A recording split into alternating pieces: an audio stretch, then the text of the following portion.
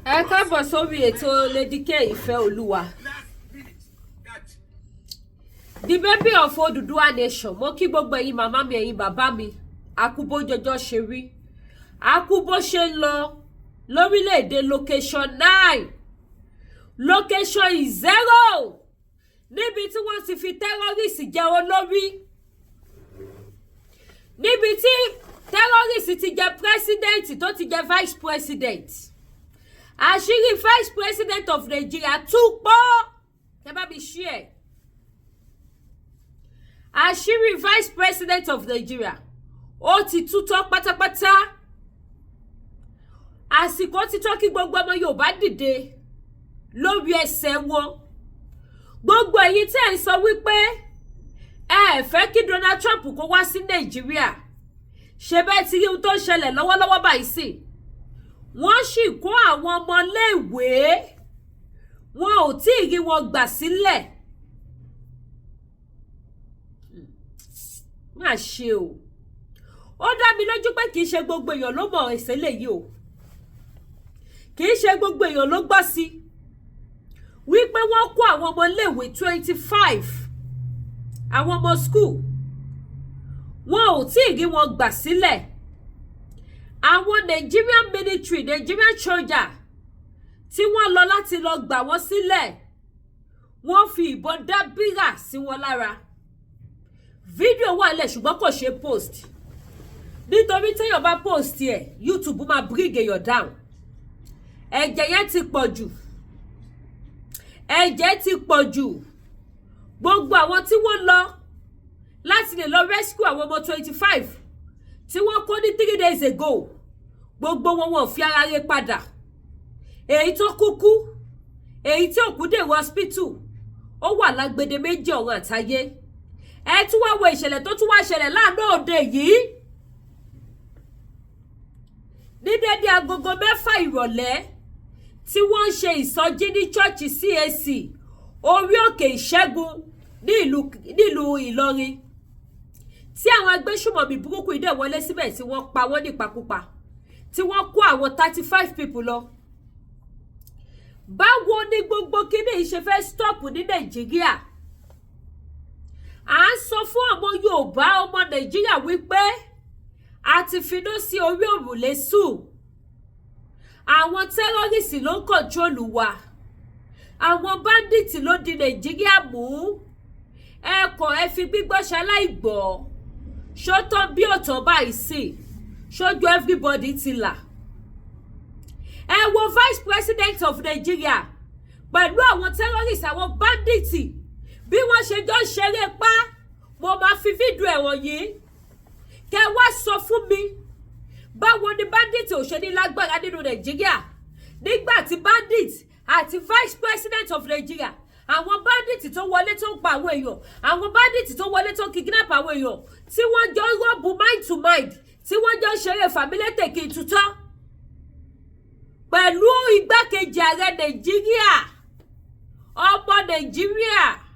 Gbogbo èyí tẹ́ ń pariwo kí Donald Trump má wá. Ṣé bẹ́ẹ̀ ṣe fẹ́ máa bá lọ nílùú Nàìjíríà rè? Ìjọ wo lẹ fẹ́ ṣe gbogbo eléyìí dà? Ọmọ Yorùbá tàtà. Ìjọ wo lẹ fẹ́ ṣe gbogbo eléyìí dà? Ta ló fẹ́ gbà yín nínú ìgbèkùn Fúlàní? Ta ló fẹ́ kó yín yọ nínú ìlò wàhálà Fúlàní tẹ́ kó sí? Nígbà tẹ́ takú sí tẹ́ ní kí Donald Trump má wá. Ẹ wo bó ṣe ń pa àwọn èèyàn lọ nípakúpa. Ẹ wo bó ṣe ya wọnú ilé ìjọsìn. Ẹ wo bó ṣe ṣe wọ́n máa ṣàbàṣà. Ẹ wo itú tó fi àwọn ọmọ ènìyàn pa ní Nàìjíríà. Àwọn ọmọ iléèwé tí wọ́n kó, obìnrin ní gbogbo wọn o. Obìnrin ní gbogbo àwọn ọmọ school 25 tí wọ́n kó. Ẹ jẹ́ kí sáré play fídíò yìí fún wa. Kí gbogbo wa kọ́kọ́ gbọ́dọ̀. Kí n tó wá play fídíò Shetimma. Kẹ́ wo bí àṣírí vice president of Nigeria ṣe tú. Kẹ́ bá wa send fídíò yìí sí gbogbo bí tó bá yẹ kẹ́ send ẹ̀ sí. Ẹ send ẹ̀ sí president of America. Kó wá wo vice president of Nigeria. Pẹ̀lú àwọn bandits, àwọn tó terrorize odidi country. Kó wá wo bí wọ́n ṣe jọ rọ́ọ̀bù mind to mind together. Bí wọ́n ṣe jọ ń ṣeré pa. Kó wá fojú ara ẹ̀ kó wò ó. Kó lè tètè mọ bó ṣe máa bá wa kó àwọn irinṣẹ́ ránṣẹ́ sí Nàìjíríà. nítorí pé kí ni a lè dúró mọ́. Àwọn bandits tún bọ́ síta wọ́n sọ fún Donald Trump wípé tó bá ti bí ìyá èrè kó máa bọ̀ àwọn ẹ̀fọn àwọn dúró dè tó máa jẹ́ pa tó máa ní malaria tó máa lóríṣiríṣi. Gbogbo ẹni máa fún wa ní fídíò yẹn má kánjú. Màá play ti vice president. Màá play ti vice president. Màá dẹ̀ play ti àwọn terrorists tí wọ́n sọ fún Donald Trump wípé Nàìjíríà ò kì í ṣe gbogbo ìlú tó ti lọ o tó lọ gbà wọ́n nínú ìgbèkùn àwọn tó ń pa wọ́n o. Nàìjíríà yàtọ̀ gedegbe tó bá try yẹ àwọn ẹ̀fọn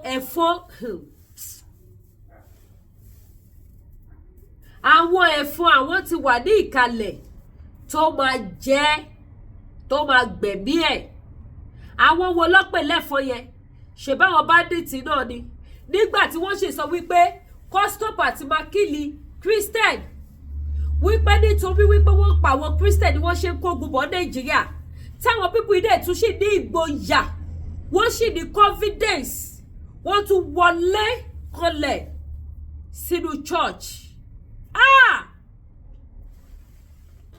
Ẹ má jẹ́ rojọ́ jù kí fídíò yìí má bàa gùn jù torí ogun íńtánẹ́ẹ̀tì Nàìjíríà. Ó yá ẹ wá bá mi gbọ́. Ẹ jẹ́ ọkọ fún wa ní títa àwọn ọmọ 25 tí wọ́n ṣì kidnap tí wọn ò tí rí solution sí. Ẹ ọkọ gbọ́ news eléyìí. Ó yá.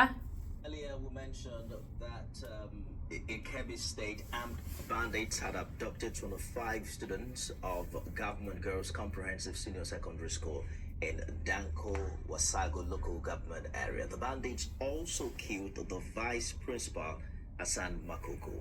According to the Kebbi State Police Command, the attack occurred in the early hours of today as the armed bandits invaded the school, shooting sporadically.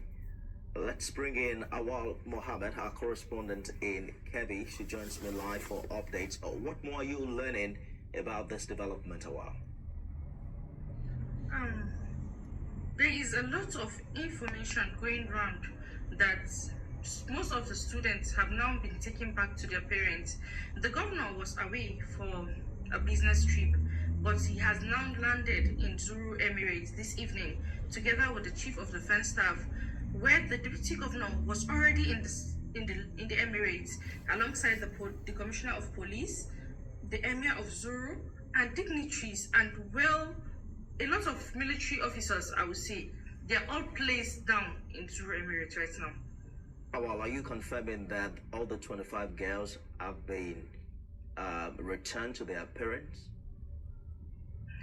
Not at this time of filing these reports.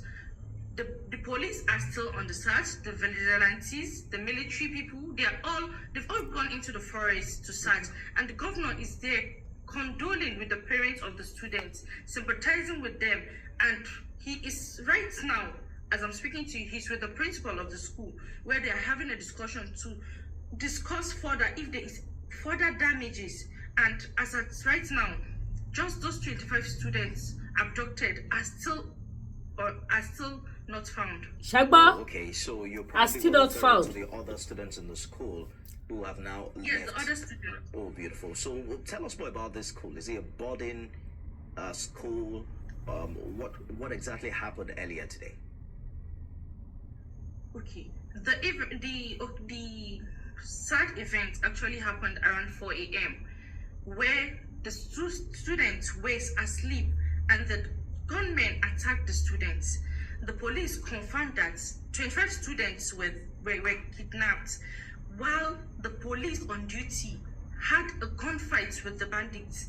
Before they could actually realize what was happening, the bandits have kidnapped the 25 students, scaled through the fence, and taken the students into nearby bushes.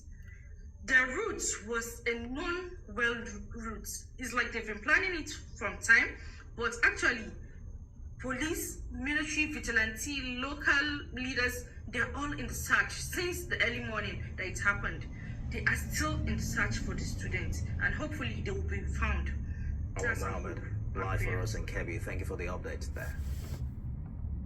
Sheikh bye-bye. Ẹ̀yin ìyá mi, ẹ̀yin bàbá mi. Ìyẹn ni wọ́n sì jẹ lẹ́nu tí wọn ò sì jẹ tán o. Wọ́n tún gba chọ́ọ̀chì lọ lánàá. èèyàn 35 ni wọ́n tún kó ní church. Ibo ló ń kó gbogbo àwọn èèyàn yẹn sí. Wọ́n sì kó àwọn ọmọ school 25. Wọ́n ti ra àwọn ọmọ school 25 yẹn gbà lọ́wọ́ wọn. Wọ́n tún lọ kó àwọn ará church àtàgbà àtọmọdé, wọ́n tún kó 35. Ní again another attack tuntun ti ṣẹlẹ̀. Fídíò ẹ̀ tún wà o. Bí nǹkan tí mo yà wọ́n tó tún kó níbi tìyẹn náà. Ní September 19, 2025. Wọ́n wọnú church ní September 18, 2025. Wọ́n kó àwọn ọmọ school. Wọ́n kó àwọn ẹ̀dá, I think it's September 16, 2025. Ni wọ́n kó àwọn yẹn. I'm not sure of that date. You know I don't lie.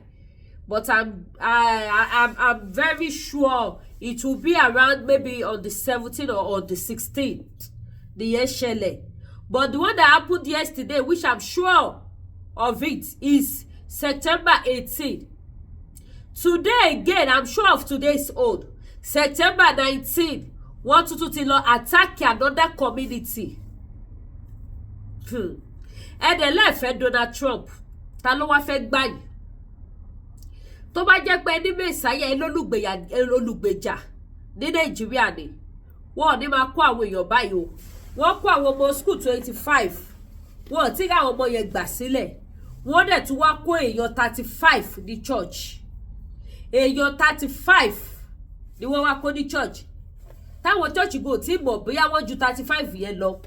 But according to the news, to the videos we are seeing on social media, wọ́n sọ wípé èèyàn 35 ni wọ́n kó. Ní September 19, àìmọye ẹ̀mí tuntun ti sọnù lọ́wọ́ wọn. Mi ò tí mọye èèyàn tó kó bì yẹn. Títí alẹ́ sí ọ̀la. Èyí ti wà lálẹ́ Nàìjíríà, okay. Títí ọ̀la lọ́dọ̀ títí wá ń bì báyìí tó sì máa jẹ́ alẹ́. À bẹ̀rẹ̀ sí ní máa mọ bó bá ṣe lọ ìyàwó tó tún kó. Kẹ́ wo Nàìjíríà, principal school tó ti lọ kó àwọn ọmọ.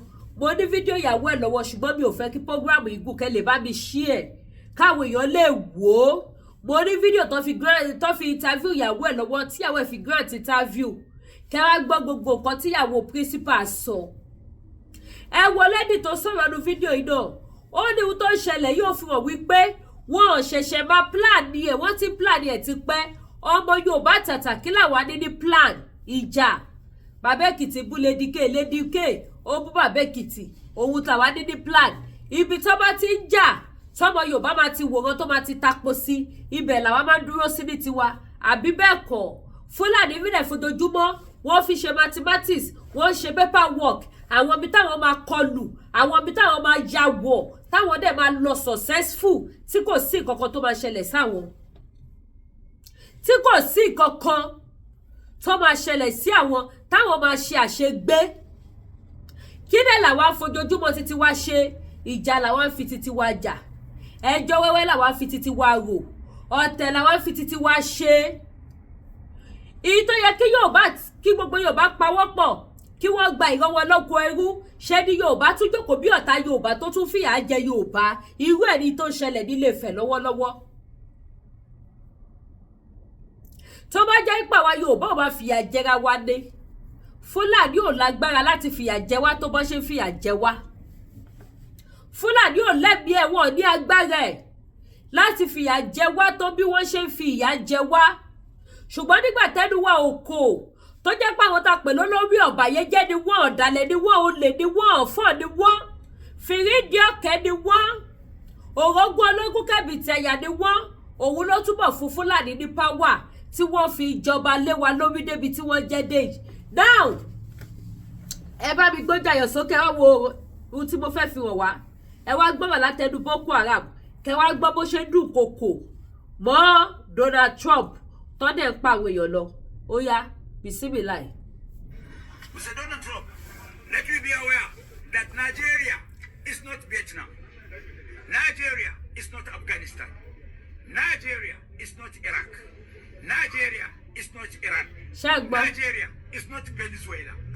If you attempt to encourage and make aggression and send your armed forces to Nigeria, àwọn Boko Haram ló sọ̀rọ̀ yẹn o. It's an unscrupulousness. But be aware that our mosquitoes, they are waiting for your soldiers to bite them and infect them with malaria fever to die instantly. And also, I heard last minute that Lieutenant General Juai Danjuma made a blatant falsified allegation against the Nigerian armed forces. He stated that Nigerian armed forces, they are conniving, conspiring, collaborating with bandits, which is a blatant falsified lie. Juai Danjuma, be warned. I know you very well since Murtala Mohammed administration. Before you become a madman, you are sensible. You are the chief of army staff in Nigeria. But for you to accuse our armed forces, more especially the soldiers and our security agencies, for conniving and working together with bandits, is a blatant falsified lies. And if you are among the people that are instigating United States of America to come and wage war at Nigeria, black people armed forces are gallant. Black people, hey, and floor sister, they are gallant. Black people and foresty, they are gallant. Who are the black people and foresty? Òyìnbó tó lò níbẹ̀ yẹn ó yé dáadáa. Ọmọ Yorùbá tí yẹ bá ṣí ẹ mọ̀ pé ó rìvásì sáwọn Boko Haram.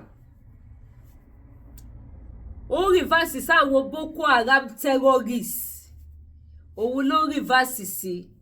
Ṣé ti rí pé ọ̀rọ̀ wa ò tiẹ̀ gbẹ́jọ́ wẹ́wẹ́ mọ́? Kò sí atótónu kankan mọ́ lórí ọ̀rọ̀ tó wà lẹ̀.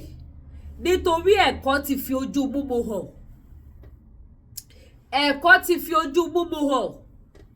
Nísìn wọ́n máa ní wọ́n ṣe ìpàdé ní Aso Rock. Bí peace ṣe máa wáyé, ìgbésẹ̀ tó máa gbé lórí àwọn Boko Haram, Vice President of Nigeria tún lọ sọ fún wọn. Because pàdípàdí wọn, òun ni Vice President of Nigeria. Màá gbé video evidence jáde sí. Pàdípàdí wọn, kò sí bó bá ṣe fẹ́ ṣe meeting wípé wọ́n fẹ́ capture àwọn people yìí. Pàdípàdí wọn ò lè jẹ́. Ó máa lọ jábọ̀ fún wọn. Á jẹ́ kí wọ́n mọ plan tí Nàìjíríà ní nílẹ̀ fún wọn. Tí Tinubu bá ní nǹkan kan tó fẹ́ ṣe, tó sì jẹ́ wípé kò gbọ́dọ̀ dá ṣe, òun àti igbákejì ẹ̀ ló gbọ́dọ̀ ṣe láti fi ṣẹ́gun àwọn ẹni bí. Ẹ jọ̀ọ́ gbogbo ẹ̀yin ìyá yìí bàbá tẹ́ wo bí ṣó lè rogun yẹn ṣẹ́.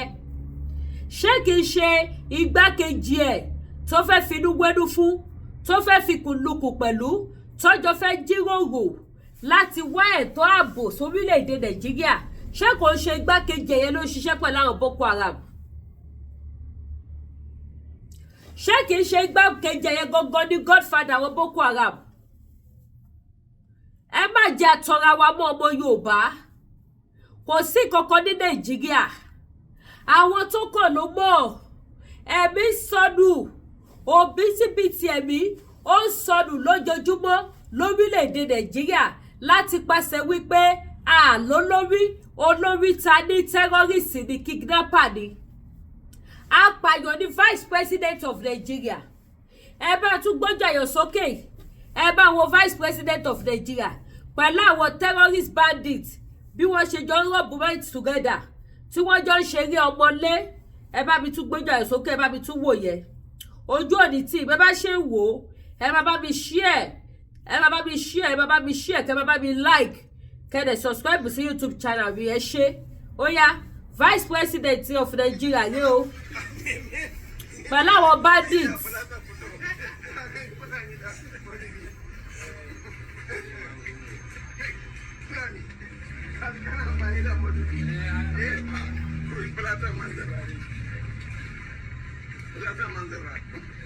Vice President lẹ́wọ̀ yẹn o. Pẹ̀lú àwọn terrorists. Wọ́n lọ ṣe bí tí bọ́ ṣe máa ya bo Mali. Àbí bí tí ni kí ló ń ṣe?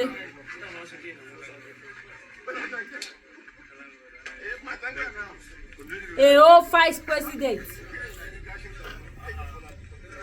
òun ló kọ ìgò mójú yẹn.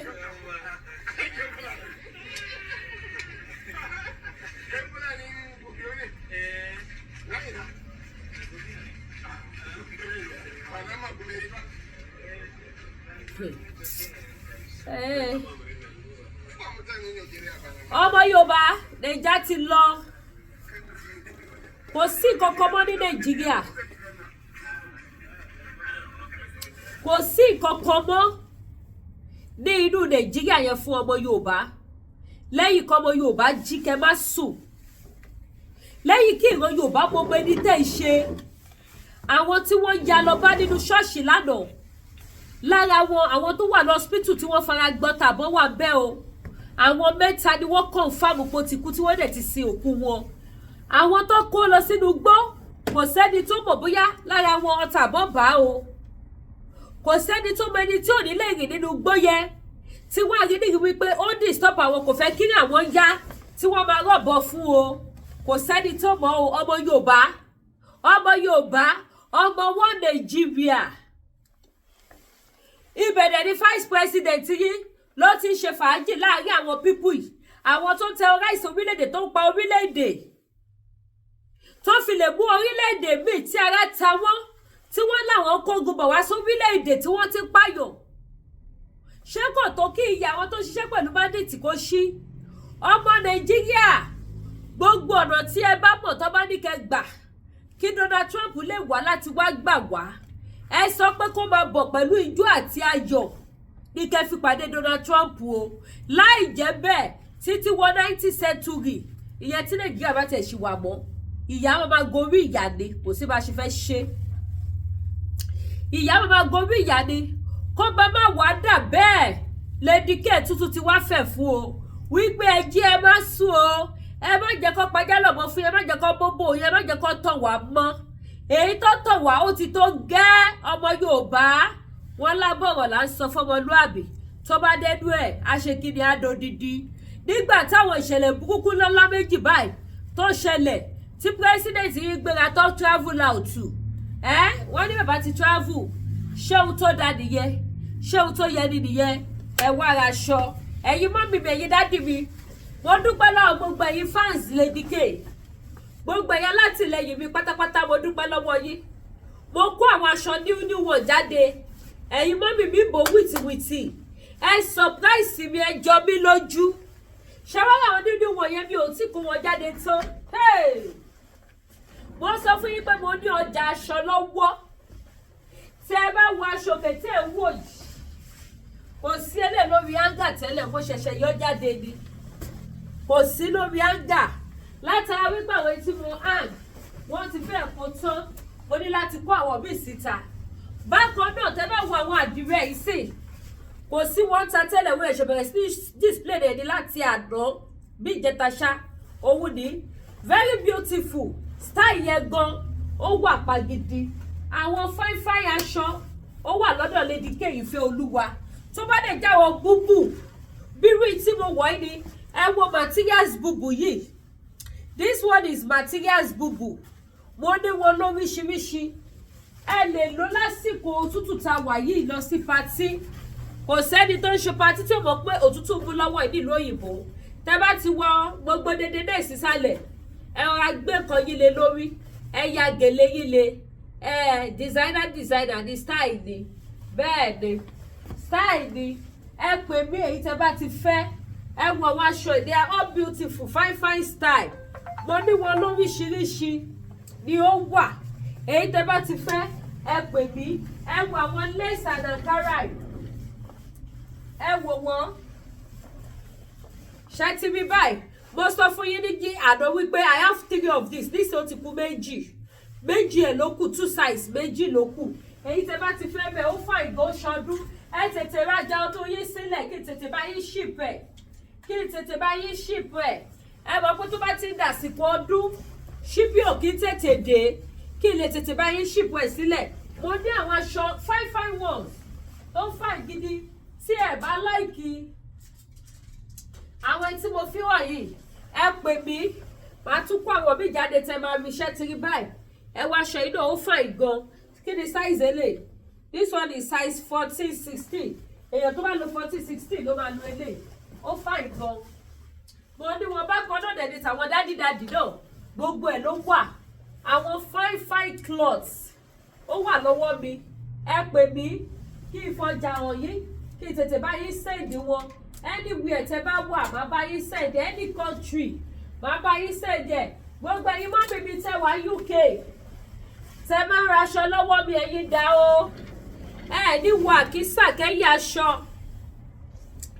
ẹ tètè pè mí kí tètè bá yín send aṣọ yín ẹ̀yin tẹ́ bá ti nídìí àwọn aṣọ ẹ pè Lady K kí tètè bá yín send ẹ sí location yẹn anywhere tẹ́ bá wà má bá yín send ẹ sí ẹ wo gold colour yìí ẹ mọ̀ pé gold ò dẹ̀ kí n select kò sí colour tí ò bá lọ bíbù ni o ẹ wo bó ṣe fine ẹ̀yin náà wò ó fine gan bíìdì tó wà lára ẹ̀ ó wà pa bíìdì wà lára ẹ̀ stone wà lára ẹ̀ tó fi design ẹ̀ mo ní wọn lóríṣiríṣi bẹ́ẹ̀ bá ṣe fẹ́ wọn sí tó bá dẹ̀ jẹ́ pàǹkárá náà ni ó wà ìró àti bùbá ó wà skirt and blouse ó wà àdìrẹ ó wà èyí tẹ́ bá ti fẹ́ pè mí bákan náà gbogbo èyí tẹ́ bá fẹ́ ra product iléeṣẹ́ TL Natural Bar gbogbo ẹni tẹ́ bá fẹ́ ra gúnmu manpower pákúrú mọ́kódó dáadáa ẹ fẹ́ ra ti diabetes ó sì wà available báyìí ẹ̀yin tẹ́ bá fẹ́ ra African food kò síbi tí mi ò send African food sí kò sí country náà UK France lédè ìṣèyàn ti pè mí pé àwọn ti gbọjà wọn ní France African food dẹ̀ ni wọ́n ti pè mí pé wọ́n ti gbà á ní France lẹ́nìí bí ìtẹ́ expect pé ó máa fast bẹ́ẹ̀ because orí omi la gbé gbà kò dẹ̀ lo 2 weeks tó fi débẹ̀ kò pé 2 weeks yes kò pé 2 weeks mo send ẹ̀ lọ́n di 5 wọ́n ti gbà lé ní on the 19 that is kàṣà ní 2 weeks ṣá nǹkan tó dẹ̀ sọ fún wa pé 1 month lọ́ ló máa débẹ̀ ó pẹ́ ju 1 month ó ti débẹ̀ 2 weeks I was so happy gan inú mi tẹ̀ máa ń dùn tí bá send ọjà lọ sáwọn ọ̀nà jíjìn yẹn ọkàn mi balẹ̀ ó máa débẹ̀ láyé àti àlàáfíà so gba ẹ̀yin tẹ́ bá nídìí àwọn ọjà ẹ pè mí ẹ̀yin tẹ́ bá wá nídìí àwọn nǹkan ètò àdúrà ṣẹ́rílẹ̀ ayé bóyá torí mo jẹ́ spiritual person ni o ni mo ṣe ti oríṣiríṣiríṣiríṣiríṣiríṣi ni mo fi mọ̀ wípé ilé ayé kò ṣe dúró wò tẹ́lómi bá pè tó bá sọ nǹkan tó ń fèsì báyìí ó máa yẹ èmi gan lẹ́nu pé nínú ayé yìí màá tún wá dára mi padà sínú ọ̀rọ̀ báíbù torí kò sí tuntun lábẹ́ ọ̀rọ̀ àríwo eléyìí àfidẹ́rù bọ́ lọ́rọ̀ ni owó àwọn àgbà nìyẹn so ẹyẹ èèyàn mo bẹ̀ yín mo rọ̀ yẹn ẹ̀yin mọ́mí ẹ̀yin dáàdì gbogbo ẹ̀yin tẹ́ bá láwọn àdójúkọ tẹ́ ẹ̀ ń dojúkọ ẹ jẹ́ ká jọ kó tọ Ọlọ́run lọ òun nìkan ló lè ṣe òun lọ gbanigbani tí máa ń gba láìlára ó máa gba èmi àti yín ọ̀rọ̀ wa máa dijó ó máa di ayọ̀ gbogbo ẹ̀yin tẹ́ bá nídìí àwọn nǹkan àdúrà yẹn ẹ pè mí àìdá fún ìṣẹ́gun àbí fún àánú àbí fún ìtúsílẹ̀ àbí fún ìgbéga àbí fún ìlọsíwájú ẹ pè mí ó wà available lọ́dọ̀ Lady K ìfẹ́ olúwaṣò any spiritual products ẹ bá ti fẹ́ gbogbo ẹ̀ pátápátá òun ni mo ní tó wà available àdúrà gbogbo wa gbà lórúkọ Jésù àní ṣe lásán o àní ṣe àṣedànù ojú òní tiwa ìbànújẹ́ ó kéré ó tóbi ìwà wọn tó tún pàjọ torí Ọlọ́run kí ló ṣẹlẹ̀ Nàìjíríà báyìí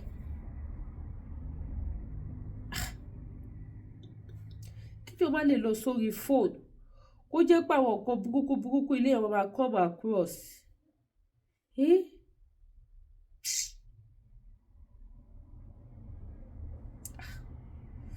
ó ga ọ ẹ wo ẹ̀yin ìyá mi bàbá mi ẹ wá ra ohun tí mò ń ta ojú òní tì yìí ẹ ṣé gan ni mo dúpẹ́ o ẹ má gbàgbé láti subscribe sí YouTube channel mi kẹtọ notification bell mélòó la fẹ́ máa fi ṣe program mélòó la fẹ́ máa kó síta lójúmọ́ mélòó léèyàn fẹ́ kó síta lójúmọ́ ẹ wo ó ga o Ọlọ́run á kó wa yọ nílùú Nàìjíríà ẹ ṣeun gan ẹ bá mi subscribe sí YouTube channel mi kẹ́lẹ́ bá mi tọ notification bell ó dàbọ̀.